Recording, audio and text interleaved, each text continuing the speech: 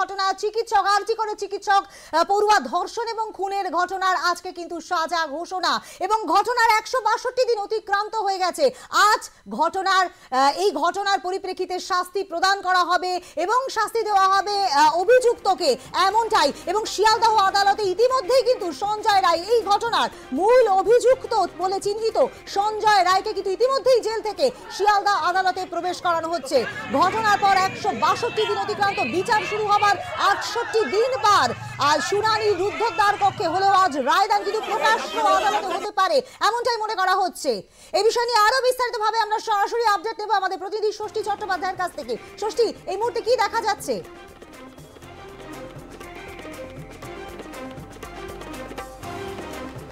দেখো, কিছুক্ষণ আগেই মূলত প্রেসিডেন্সি সংশোধনাগার থেকে সঞ্জয় রায়কে শিয়ালদহ আদালতে নিয়ে আসা হয়েছে এবং বেশ খানিকটা কিন্তু উত্তেজনা ছিল এবং পুলিশ এক্ষেত্রেও কিন্তু আমরা দেখেছি বিগত সময়ের মতো আজকেও কিন্তু পুলিশ সংবাদ মাধ্যমের একেবারে চোখে ধুলো দিয়ে সঞ্জয় রায়কে এই গেট থেকে কিন্তু ঢুকিয়ে নিয়ে গিয়েছে এবং প্রথমে একটি সাদা গাড়ি আসে এবং তারপরেই কিন্তু আমরা দেখেছি প্রিজন ভ্যান, তারপরে আবার সাদা গাড়ি এবং তারপরে স্কট।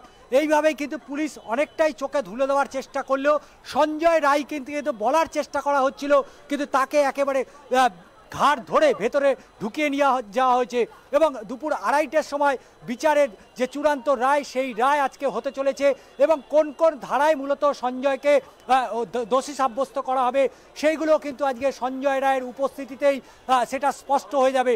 তবে সংবাদ মাধ্যমের প্রতিনিধিরা তারা আজকেও এজলাসে উপস্থিত পারবেন কিনা সেটা নিয়েও কিন্তু একটা সংশয় রয়েছে।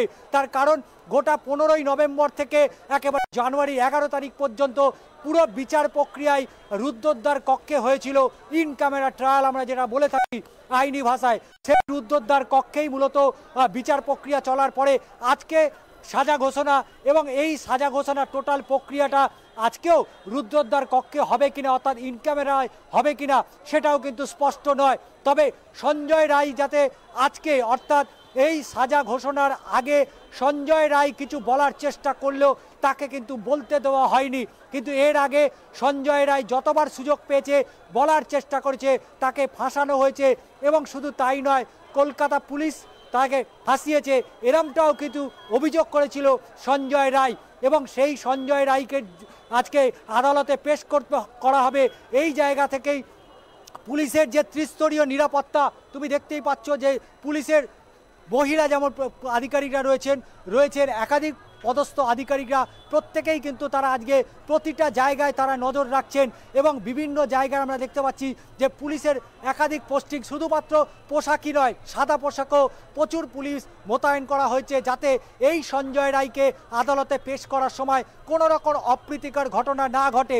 তারই মাঝে আমরা দেখছি যে বাংলা পক্ষ, সেই বাংলা পক্ষের যারা প্রতিনিধি তারাও কিন্তু এখানে এসছেন, তারা প্রতিবাদ জানাচ্ছেন সঞ্জয়ের শাস্তির দাবি। তারা শাস্তি বলতে একটা জিনিস চাইছে, সঞ্জয়ের মতন একজন ধর্ষক, একজন খুনির তার যেন সর্বোচ্চ সাজা ফাঁসি হয়। তার কারণ ধর্ষকের কোনো জাত হয় না এবং তার সেই কারণে প্রত্যেকেই চাইছে তার ফাঁসি। দেখতেই পাচ্ছ যে সঞ্জয় রায়কে এজলাসে নিয়ে আসার সময় কীভাবে প্রতিবাদ চলছে এই বাংলা পক্ষের এবং তারা চাইছেন সঞ্জয়ের ফাঁসি হোক এবং যে সঞ্জয় রায় একজন কর্তব্যরত চিকিৎসককে কলকাতার বুকে এসে সুপার স্পেশালিটি হাসপাতাল আরজি করে সেখানে তাকে ধর্ষণ এবং খুনের ঘটনা ঘটিয়েছে, সেই ঘটনার পরিপ্রেক্ষিতে দীর্ঘ প্রায় 5 মাস 9 দিন ধরে এই মামলা বিভিন্ন সময় কখনো শিয়ালদহ আদালত, কখনো কলকাতা হাইকোর্ট এবং সর্বোপরি দেশের শীর্ষ আদালত পর্যন্ত এর জল গড়িয়ে গেলেও আজকে সঞ্জয় রায়ের ভবিষ্যৎ নির্ভর করবে আদালত তাকে এই মামলায় দোষী সাব্যস্ত করেন কিনা, তাকে ফাঁসির সাজা দেন কিনা, নাকি সঞ্জয়ের যে বক্তব্য সেই বক্তব্যে কতটা আমল করবে আদালত, সেটাও কিন্তু আজকে স্পষ্টত হয়ে যাবে। এবং এই মুহূর্তে দেখতে পাচ্ছ যে শিয়ালদহ আদালত চত্বরে আইনজীবীদের একেবারে লম্বা লাইন পড়ে গেছে, প্রত্যেকেই কিন্তু নজর রাখবে আজকে মামলায় ঠিক কী হয়। পুরো শিয়ালদা আদালত চত্বর এই মুহূর্তে কিন্তু কানায় কানায় আইনজীবীরা আমরা দেখতে পাচ্ছি, প্রত্যেকেরই কিন্তু নজর এবং বিচার ব্যবস্থা। আরও একটা জিনিস বলতেই হয় যে ভারতবর্ষের যে গণতন্ত্র এবং তার যে আইনি ব্যবস্থা, সেই আইনি ব্যবস্থায় একজন অভিযুক্তকে তাকে সাজা দিলেও তার বিচার পাওয়া কিন্তু সুপ্রিম কোর্ট পর্যন্ত খোলা থাকে। এবং এক্ষেত্রে নিম্ন আদালতের এই রায়, সেই রায়কে কতটা চ্যালেঞ্জ করবে আগামী ভবিষ্যতে সেটা অবশ্য সময় বলবে। আমরা যদি কামদুনির ঘটনা বহু ক্ষেত্রে নিম্ন আদালতের যে রায় এবং সেই কলকাতা হাইকোর্ট থেকে তারা আমৃত্যু কারাবাসের সেই সাজা কনভার্ট হয়ে গেছিল, অর্থাৎ ফাঁসির সাজা থেকে সেই সাজা একেবারে আজীবন কারাবাস হয়ে গেছিল। অর্থাৎ যারা এই ধরনের ক্রাইম, ধনঞ্জয় একমাত্র যে এ রাজ্যে সেই ক্রাইম, হেতাল পারেক যে খুনের ধর্ষণ এবং খুনের ঘটনা, সেই ঘটনায় সঞ্জয় অর্থাৎ ধনঞ্জয় চট্টোপাধ্যায়ের ফাঁসির পরে কিন্তু আর কিন্তু এ রাজ্যে কোনো ফাঁসির ঘটনা ঘটেনি। নিম্ন আদালত থেকে উচ্চ আদালতে একাধিক মামলায় ফাঁসির সাজা হলেও এখনো পর্যন্ত নতুন করে কিন্তু আর কোনো ফাঁসি হয়নি। তাই স্বাভাবিকভাবেই নিম্ন আদালতে এই ফাঁসির সাজা দিলেও উচ্চ আদালত এই ফাঁসির সাজা কতটা বহাল রাখে সেটাও যেমন নজর থাকবে অবশ্যই কোন কোন ধারায়। কারণ নতুন যে আইন এসছে দেশের যে ন্যায় সংহিতা আইন, সেই আইনে কিন্তু অনেক ধারার বদল হয়েছে এবং সাজাতেও অনেক কিছু বদল এসেছে। রাজ্য সরকারের পক্ষ থেকে অভয়ার জন্য নতুন করে বিশেষ বেঞ্চ, মূলত বিশেষ অধিবেশন ডাকা হয়েছিল রাজ্য বিধানসভায় এবং সেখানে অভয়া বিল আনা হয়েছিল। সরকার বিপক্ষ প্রত্যেকেই কিন্তু সহমত পোষণ করেছে এই একটা ইস্যুতে যে নির্ভয়ার অভয়ের ঘটনায় অবশ্যই এই ধরনের ঘটনা যারা পুনরাবৃত্তি ঘটাবে তাদের চূড়ান্ত সাজা যাতে ফাঁসি হয়।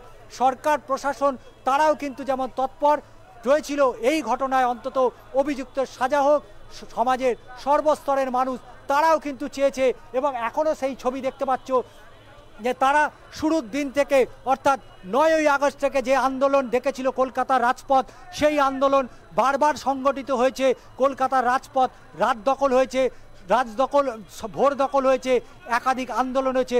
শুধু একজন চিকিৎসক নয়, সাধারণ মানুষ থেকে সমাজের বিভিন্ন শ্রেণীর মানুষ তারা কিন্তু সেই আন্দোলনে পায়ে পা মিলিয়েছিল, তারা কাঁধে কাঁধ মিলিয়েছিল। 8 থেকে 80 সবাই কিন্তু এই আন্দোলনে তারা সামিল হয়েছিল এবং যেভাবে এই আরজি করে সন্দীপ ঘোষ এবং অভিজিৎ মণ্ডল তালা থানার প্রাক্তন অফিসার ইনচার্জের জামিন হয়ে যায়, সেই দিন থেকে কিন্তু নির্যাতিতার পরিবার তারা এই কেন্দ্রীয় তদন্তকারী সংস্থা সিবিআইয়ের ওপরে আস্থা হারিয়ে ফেলেছেন এবং সিবিআই একেবারেই তাই। ষষ্ঠী, আমরা দেখতে পাচ্ছি কড়া নিরাপত্তায় কিন্তু ঘুরে ফেলা হয়েছে শিয়ালদহ আদালত চত্বর। তুমি আমাদের সঙ্গে থাকো। এই ঘটনার 162 দিন পার, প্রায় 5 মাস 9 দিন কিন্তু অতিক্রান্ত ইতিমধ্যে এবং বিচার প্রক্রিয়া শুরুর প্রায় 68 দিন অতিক্রান্ত হয়ে গেছে এবং এই ঘটনার আজ সাজা ঘোষণা হবে এমনটাই কিন্তু আমরা দেখতে পাচ্ছি শিয়ালদহ আদালতে। এবং এই গোটা ঘটনার দিকে কিন্তু আমাদের গোটা রাজ্যবাসী এবং গোটা দেশবাসী, বিশ্ববাসী তাকিয়ে রয়েছে ঠিক কি সাজা হয় এই সঞ্জয় রায়ের তার দিকেই। এবং এই গোটা ঘটনা নিয়ে একটা গ্রাফিক প্রেজেন্টেশন আমাদের রয়েছে আপনাদের জন্য।